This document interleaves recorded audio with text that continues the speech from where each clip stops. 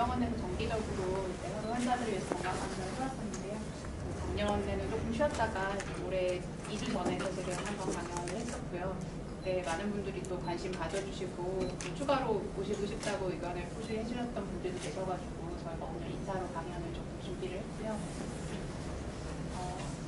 지난번 2주 전이랑 강의는 조금 제가 수정을 했으니까, 왜냐면 지난번에는 중간에 이제 내과 선생님 오셔가지고 뭐 골다공증이나 당뇨에 대해서도 조금 말씀드리고 했는데, 아무래도 이제 참석하셨던 분들이 대부분 임상 시험이라든지 지금 추가적으로 저희가 쓸 수 있는 약들에 대해서 아무래도 많이 궁금해하시는 것 같고, 저희가 원래는 이제 구인자 결핍인데 혈우병 비환자들 대상으로 강연을 많이 준비했었는데요.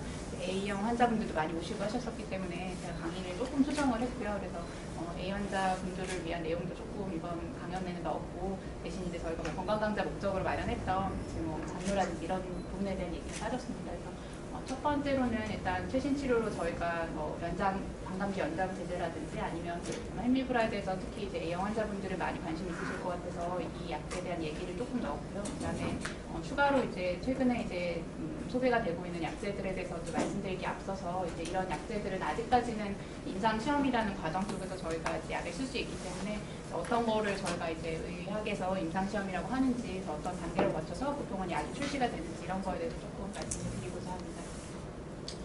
혹시 많이 안 지루하시면 쭉 진행하고, 아니면 중간에 하다가 조금 쉬고 궁금하신 점 있으시면 질문을 받고 그렇게 진행을 하겠습니다. 네, 저는 지금 소아혈액종양과에서 부교수로 근무하고 있는 한승민입니다. 그래서 먼저 최신 치료에 대해서 조금 말씀을 드리겠습니다. 아마 반감기 연장 9인자랑 8인자 제제에 대해서 먼저 말씀을 드려야 될 것 같은데요. 지난번에도 말씀을 드렸지만 반감기 연장을 하는 방법은 크게 3가지가 있습니다. 많이들 알고 계실 텐데 각각 3가지를 적용한 약제가 사실은 미국에서는 3가지가 다 허가가 되어 있고요. 한 가지는 이 FC 단백이라는 거를 항체 응고인자에다 붙이는 건데요. 이 FC 단백이라는 거는 항체 단백질의 일종이거든요.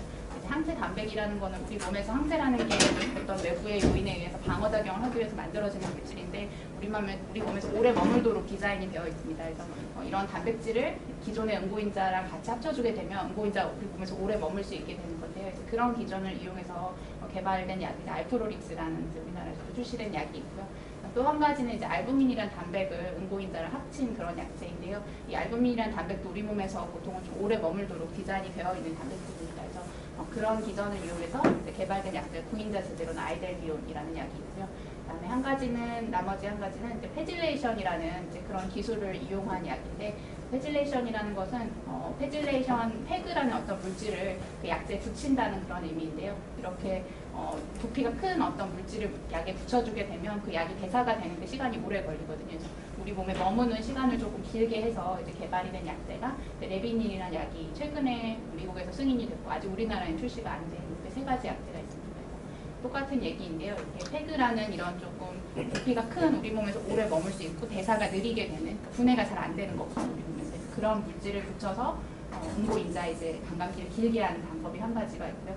이게 레비닌이라는 약제고, FC 단백이라는 항체 단백을 붙여서 반감기를 이제 길게 하는 방법, 그리고 알부민이라는 그런 단백질을 붙여서 반감기를 길게 하는 방법, 대부분 3가지 방법을 택하게 되고, 평범 응고인자 약제들도 반감기를 길게 하는 방법이 대부분 비슷합니다. 조금 다르긴 한데요. 그래서 그 3가지를 조금 기억해 주시면 도움이 될 것 같습니다. 그 각 약제를 사실 이제 비교한 논문들이 많이 이미 나와 있는데요.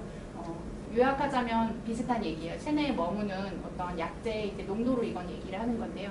기존의 구인자 제제가 일정 시간 동안 한 550 정도 머물렀다 그러면 이런 3가지 약제들은 보시면 뭐 길게는 거의 5배 가까이 아니면 2~3배 넘게 보통은 반감기 약제 어떤 머무는 농도가 체내에서 굉장히 높다는 걸 알 수가 있고요. 두 번째는 그 청소율이라는 걸 얘기를 하는데요. 우리 몸에서 얼마나 빨리 그 약이 없어지는지를 의미하는 건데, 기존의 응고인자 제제가 빨리 없어졌다면 이런 약제는 굉장히 청소율이 낮다는 거거든요.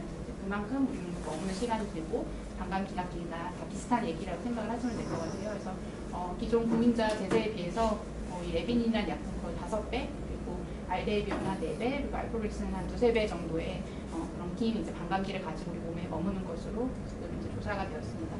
약제들 각각 투약을 했을 때 저희가 가장 이제 신약이 나왔을 때 걱정하는 건 아무래도 혈우 약제의 경우에는 항체가 생기는지인데요. 각각의 약제에서 모두 임상시험을 했을 때 항체가 생긴 환자는 없었고, 또 어떤 심각한 부작용을 일으키지는 않았다. 이제 임상시험을 정리한 내용인데요.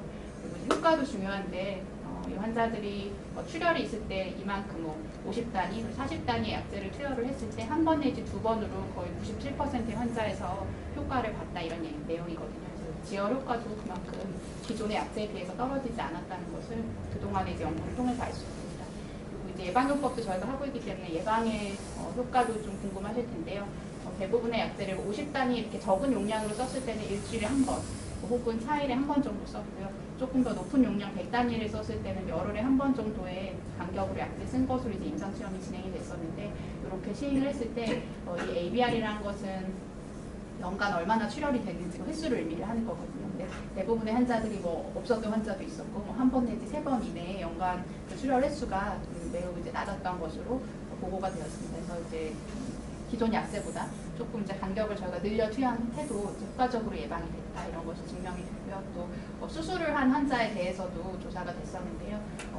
각 약제를 사용했던 환자들이 한 10케이스 정도 수술을 각각 받았었는데 모두 이제 100%의 지혈 효과를 보였다. 그래서 이런 부분들이 이제 많이 인정이 돼서 현재 이제 미국이랑 또 이제 국내에서도 알프로릭스는 2007년 5월에 그리고 알데비언 2018년 3월에 승인이 돼서 이미 이제 우리나라에서 사용이 가능한 약제들이고 레비미는 비교적 이제 더 최근에 승인이 돼서 아직 우리나라에는 출시는 되지 않았습니다. 제가 처음 말씀드리는 건 이제 미국에서 허가받은 용량이고요. 우리나라에서 허가된 것은 조금 용량이 다르기는 한데 이제 어떻게 기존 약제에 비해서 조금 차이가 있었는지를 용량을 보시면 조금 더 쉬우실 것 같아요. 그래서 성인의 경우에는 적은 용량을 사용했을 때는 주 1회만으로도 충분히 사용이 예방요법에서 가능했다. 그리고 더 많은 용량을 사용했을 때는 열흘에 한 번 쓸 수 있는 거니까 저희가 기존의 베네픽스의 경우에는 일주일에 한 2번 정도 많이 사용을 하고 계신데 그거에 비해서 훨씬 이제 약제를 많이 맞을 경우에는 투약 횟수가 많이 줄어드는 거죠. 그리고 12세 미만의 소아의 경우에는 60단위로 해서 주 1회도 효과적으로 예방 효과가 있었다. 그래서 이렇게 권장이 되고 있고요. 알데비온의 경우에는 25에서 40유닛을 주 1회, 소아는 조금 더 용량이 높게 해서 40에서 55단위 정도로 주 1회 주는 것을 투약을 권고를 하고 있고요. 레비니는 조금 두 약제랑은 다르게 예방요법으로는 미국에서도 허가가 되지 않았습니다. 이 이유는 이 약제의 기전을 앞서 말씀드렸던 걸 조금 기억해 보시면 페질레이션이라는 그런 방법을 사용했는데요. 페질레이션이라는 그 방법을 사용했을 때는 그 페그라는 단백질이 우리 몸에 일부가 좀 남게 되거든요. 그래서 이제 그게 오랜 기간 사용했을 때 우리 몸에서 어떤 효과가 나타날지 이제 그런 부분에 대해서는 아직까지 조금 증명된 게 덜해서 아마 미국에서도 이제 출혈이 있을 때 맞는 거는 허가가 났지만 예방요법으로 정기적으로 오랫동안 맞는 거에 대해서는 아직은 조금 우려가 있지 않나 싶습니다.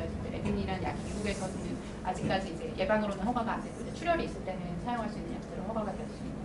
출혈 시에는 예방요법이랑 용량이 조금 다르긴 한데요. 경증 출혈의 경우에는 30에서 60단위를 이제 이틀마다 맞는 건데 이것도 꽤 많이 사실은 저희가 출혈 있을 때 보통 하루에 2번씩도 베네픽스 맞고 있으니까 굉장히 취약 간격이 많이 벌어진 거고요. 중증 출혈의 경우에는 이제 한 10시간마다 혹은 한 번 정도, 한두 번 정도 그렇게 맞고 이후에는 이제 24시간마다 약제를 맞을 수 있게 돼서 조금 취약 간격이 벌어졌다고 보시면 되고요. 알데비온 같은 경우에도 2, 3일마다 한 번씩 정도 주고 그 이후에는 일주일 간격으로 약제를 둬도 중증 출혈이 충분히 해결이 된다라고 이야기를 하고 있고요. 레비닌 같은 경우에는 출혈이 있을 때 용량이 한 번만 권장이 돼 있어요. 그 말은 한 번만 줘도 우리 몸에서 굉장히 오래 한 일주일까지도 가기 때문에 이게 추가 투약을 언제 해라 이런 얘기는 없고 한 번만으로 투약을 해도 거의 이제 출혈이 멎는 경우가 대부분이기 때문에 경우에 따라서는 이제 추가 투약을 할 수는 있지만 이 정도 용량을 한 번만 줘도 대부분 지혈이 된다 해서 이렇게 1회 용량만 가이드가 되어 있습니다. 우리나라에서의 허가는 사실 조금 이제 미국에서보다는 좀 적게 나기는 했는데요. 성인에서는 30단위 한 번 맞을 때, 그리고 소아에서는 40단위 이렇게 허가가 났고, 조금 이제 저희가 중증 출혈이라고 판단하는 경우에는 용량 50단위, 소아는 70단위까지 좀 늘려서 맞을 수 있는 것으로 허가가 되었습니다. 용량 그 횟수는 일주일에 한 번까지 허가가 되었고요. 그래서 첫 번째 내원 시에는 2회분까지 해서 일주일에 한 번씩 해서 2번 받아가실 수 있고 중증 환자의 경우에는 한 번 더 내원하셨을 때 이제 2번 더 받으실 수 있도록 해서 이렇게 허가가 되어 있습니다. 그리고 만약에 환자분이 상태가 안정적일 경우에는 뭐 이제 4주치, 한 달치를 이제 한 번 내원하셨을 때 더 받아갈 수 있다 이렇게 허가가 되어 있는데요.